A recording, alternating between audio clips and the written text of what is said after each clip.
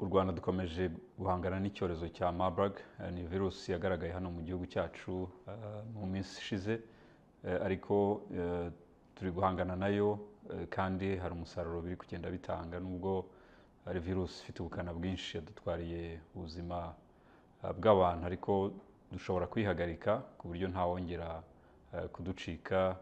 Hari imiti yagiye itangwa, hari n'indi izagenda iza, nubwo iyi virusi izwi ko itagira umuti uzwi n'urukingo byagenwe, ariko hari ibiri mu bushakashatsi kandi natwe tubona ko byafasha mu kuvura abarwaye ku buryo bakira vuba.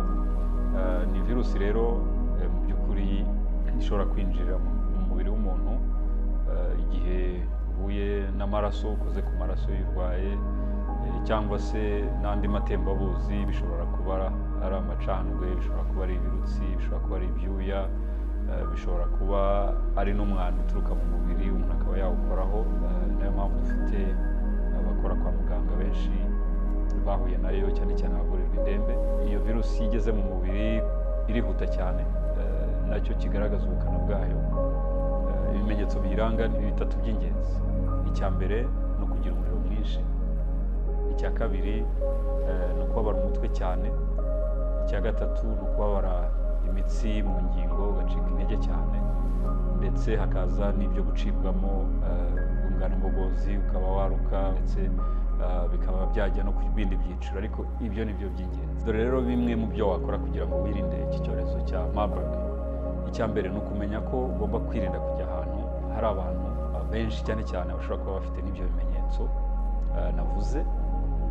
Ni ukumenya ko niba ufite ibyo bimenyetso ntabwo ukwiriye kujya ahari abandi, ahubwo ukwiriye kwitabaza inzego z'ubuzima, guhamagara wa murongo 114 kugira ngo bagufashe. Ikindi, ugomba kwibuka umuco w'isuku, gukaraba kenshi, cyane cyane igihe wakoze ahantu cyangwa wasuhuzanyije. Dushobora no gukoresha umuti wica udukoko uzwi nka sanitizer, ukaba wafata umuti buri gihe uko ubona bikwiriye, ugahanagura, koza intoki zawe, nabyo byagufasha kenshi. Ibi bishobora kuturinda twese icyorezo cya Marburg.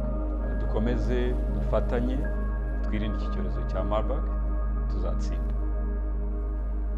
U Rwanda dukomeje guhangana n'icyorezo cya Marburg, ni virusi yagaragaye hano mu gihugu cyacu mu minsi ishize, ariko turi guhangana nayo kandi hari umusaruro biri kugenda bitanga, nubwo ari virusi ifite ubukana bwinshi yadutwariye ubuzima bw'abantu, ariko dushobora kwihagarika ku buryo ntawongera kuducika. Hari imiti yagiye itangwa, hari n'indi izagenda iza, nubwo iyi virusi izwi ko itagira umuti uzwi n'urukingo byagenwe, ariko hari ibiri mu bushakashatsi kandi natwe tubona ko byafasha mu kuvura abarwaye ku buryo bakira vuba.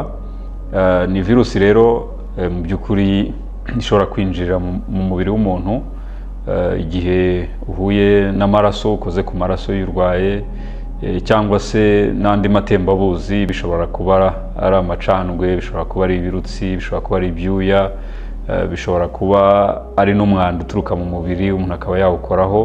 Niyo mpamvu dufite abakora kwa muganga benshi bahuye nayo, cyane cyane abavurirwa indembe. Iyo virusi igeze mu mubiri irihuta cyane, nacyo kigaragaza ubukana bwayo.